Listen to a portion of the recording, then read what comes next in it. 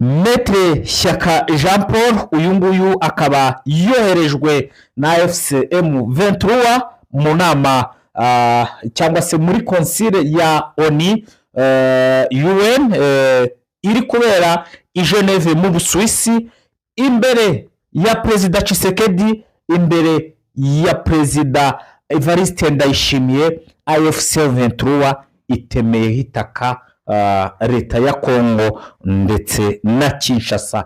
Bwa mbere mu mateka rero umuryango w'abibumbye cyangwa se ONU cyangwa se Human Rights Watch bwa mbere kuva isi yabaho itumiye umutwe ufatwa nk'inyeshyamba mu nama ya ONU iri kubera i Geneve mu Busuwisi. Abasesenguzi rero bakagaragaza ko cyaba ari igihugu iyi AFC 23 yamaze guhabwa, kuko imbere ya Tshisekedi, mikoro Tshisekedi yavugiyeho, mikoro Nevo yavugiyeho, AFC 23 nayo imbere y'amahanga irisobanuye itemeraho leta ya Kongo urugogwe. Mu by'ukuri byose turaza kuba tubigarukaho. Reka mbashimire mwese mwamaze gukanda subscribe ku Ijwi rya Bose Media ku biganiro tubategurira ndetse n'amakuru tubagezaho. Murasuhuzwa na mwana ndake kabisa. Kama kawaida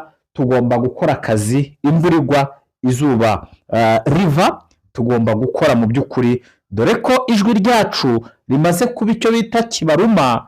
Abantu ubona ko basigaye abazimu barahiye mu by'ukuri. Tugiye rero kugaruka ku makuru agiye atandukanye. Turaje turebere hamwe ibiri kubera Pinga, turaje turebere hamwe ibiri kubera muri axe ya Sud Kivu. Wazalendo mu by'ukuri biyemeje ko bagiye kujya batera bombe mu mashuri arimo abana. Ngizo inyuma tugiye kugarukaho mu minota yacu mikeya, amakuru yacu atari budutware igihe kinini kugira ngo n'ubundi tuyabagezeho, kugira ngo tuzamuke tubasukumira icyo bita amakuru. Nizere ko mwamaze kuba muhagera. Ni ukuvuga ngo i Geneve mu Busuwisi, inama cyangwa se konsile, inama y'umuryango w'abibumbye ku isi, AFC 23 niyo ibashije gutumirwa nk'umutwe bafata nkaho ari ibyihebe. Ibi rero bigaragariza Tshisekedi ko agomba kwicara akiga, kuko mikoro yavugiyeho Maître Shyaka Jean Paul nawe yayivugiyeho arisobanura imbere ya UN. Ibirego byose Human Rights Watch yashingije M23. M23 yafashe umwanya Tshisekedi amaze kuvuga, ijyaho Maître Jean Paul arasobanura ati hari tariki iyi n'iyi M23 itarinjira muri Goma, uburyo mu nzenze yatwitswe, aha hatwikiwemo abana bangana gutya, hatwikiyemo abana bangana gutya, ahatwikiyemo abagore b'Abanyarwanda bangana gutya. Ibyo byose Maître Shyaka Philbert arabisobanura, avuga uburyo bafunguriye gereza abakrimineri bagafata imbunda n'iki, avuga uburyo bahaye imbunda abasivile, byose barangije imbere y'amahanga yafataga AFC 23 nk'inyeshyamba. M23 ibirego byose irangije nayo ifata itaka irigereka kuri Tshisekedi, ifata itaka irigereka kuri Neva. Ni ukuvuga ngo M23 igitego itsindiye i Geneve mu Busuwisi, M23 igitego yatsindiye Johannesburg South Africa cyangwa Pretoria South Africa, niyo migi. M23 igitego yatsindiye Doha muri Qatar, imbere y'akanama ka ONU bateranye bose, aba ba Bintou Keita ndetse n'abandi bose bagiye batandukanye muri konsile bita Maître Shyaka Philbert. Ase yatanzitse mu by'ukuri, ibintu byose arabisobanuye. Abazungu ati wi Maître Shyaka, ubona ko ku mbuga nkoranyambaga za Alliance Fleuve Congo nabonye uwo bita Perezida wa M23 coordinateur Bertrand Bisimwa yamupostinze. Mu by'ukuri ubona ko inci ku mugani wa Oscar Barinda, igihugu mu by'ukuri cyaragiye. Ati twebwe turi muri Fondation Tabombeki, leta ya Kongo ya Chirombo ngitemewe na iriyo, turi Doha muri Qatar turimo turaganira, none i Geneve.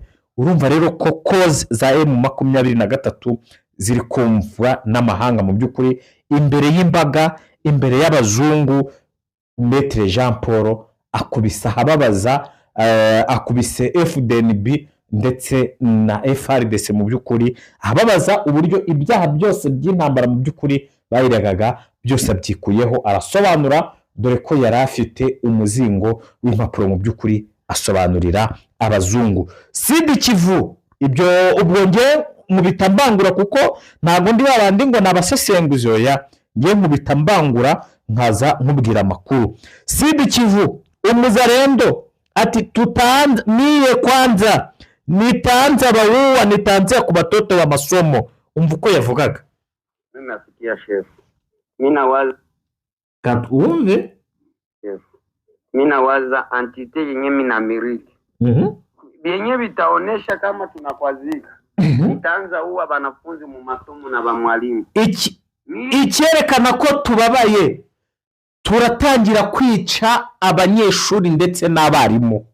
Abo ngabo nibo bahaye intwaro na Gisekedi, ni ukuvuga ngo nibo bimitswe ku butegetsi bwa Gisekedi, nizo ndwanyi. Mbese ni ukuvuga ngo abangaba nibo bantu bagomba kwerekana ko bakaze. Icyerekana ko tubabaye ni uko tugomba gutangira kwica abana ndetse n'abarimu. Nitakuwa nashuka ku masomo tu naacha na huwa katwumve ati ngewe ikizakwereka ko mbabaye ni ukwinjira ku ishuri ngatangira kwica masomo tu naacha na huwa balimu na wanafunzi. Nitaanzia wapi? Nitaanzia Bukavu. Ngewe nzahera Bukavu nica abarimu ndetse n'abanyeshuri. Lakini kama nilipana communication antite yenye ni kwamo, nisione mtu analeta bumigulu mimi njo mwalimu na kuyafundisha. Hatutaki mwalimu, hatutaki tuone mwalimu mwanafunzi. Ile kazi ya leta tunaiua. Juu mtu hawezi toka kwake akuye tu oblige. Mie nasema hivi, Bukavu yote nabo bakuu wajue kama wanatia watoto ku masomo, lakini biko mdanje na batayarishe. Kila mzazi aenda anatayarisha kwa kuzika.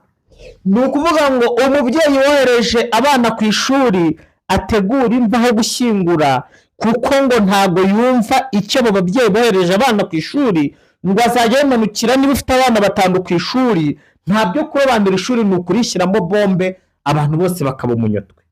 Uko na watoto 5 nafika ku masomo napiga bombe mwa ile masomo yote binalungulia muli.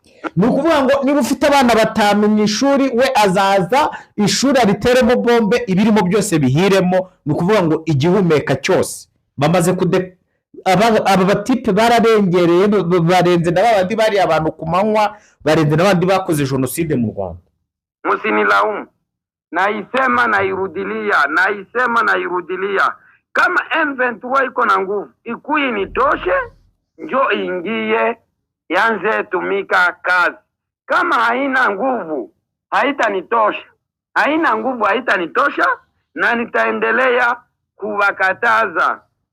Bukavu mzima tunaanza Kabungu, Kamagema, Mulengeza Premier, Mulengeza de Chai, Essence, kwa Maria Kachelewa, Nyamugo, Kadutu, tunaingia paka Buranseri kule.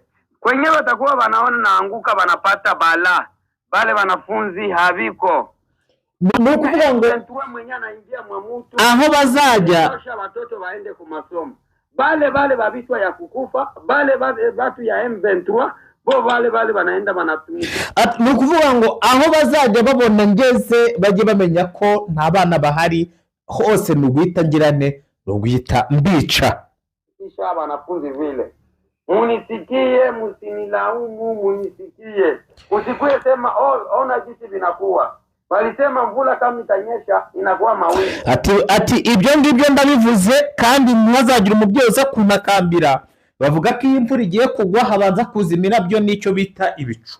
Urumva rero ko ibintu byamaze kuba shambaride. Aba bazarendo n'ubundi basanzwe ari nkora amaraso, bambariye isura yo kwica kugeza ubwo bari guhigira abana b'abanyeshuri mu by'ukuri twabonye ubu ni ukuvuga ngo ikiriho muri Uvira ni ukuvuga ngo abanyamurenge abanyamurenge bo mu bwoko bw'abatutsi kuko n'ubundi niba bari gukorerwa jenoside n'abafite indi sura y'ikinyarwanda abangaba mu by'ukuri ni ukuvuga ngo abangaba ikintu cyabaye n'iki ni uko babujijwe kuvoma noneho babujijwe kuvoma babujijwe kuba bajya gutora inkwi babahaye icyumweru cyo kuba bimutse babahaye icyumweru cyo kuba bimutse ni ukuvuga ngo ikintu kiriho ni icyumweru cyo kuba bimutse ngo ufite amatungo ye ayagurishe ntavuge ngo barayamupiye uwo ufite inzu abe yayikuye yayimukanye ngo yayijyanye ariko bakavuga ngo ntago tubakeneye ahangaha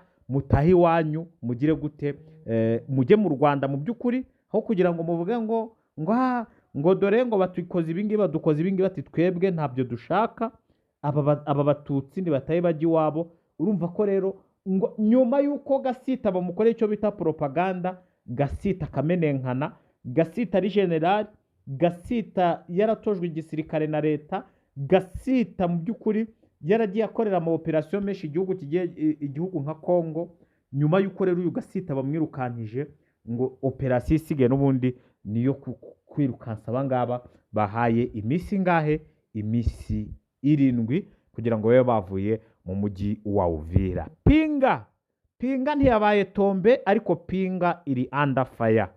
Pinga ntiyabaye tombe, Pinga iri under fire. Pinga yazengurutswe mu by'ukuri ubona ko intare za Sarambwe nyuma y'uko afande mwenyewe avugiye ibya Gisangani akavuga ibya Karemi akavuga na Kindu ubona ko ku mugani ngo kiongozi anaonesha mfano wa kufa na kutenda. Ngibyo rero uko bimeze turabashimiye mwe mwese mwakoze subscribe kwijwi rya Bose Media mani baho umugisha. Ciao.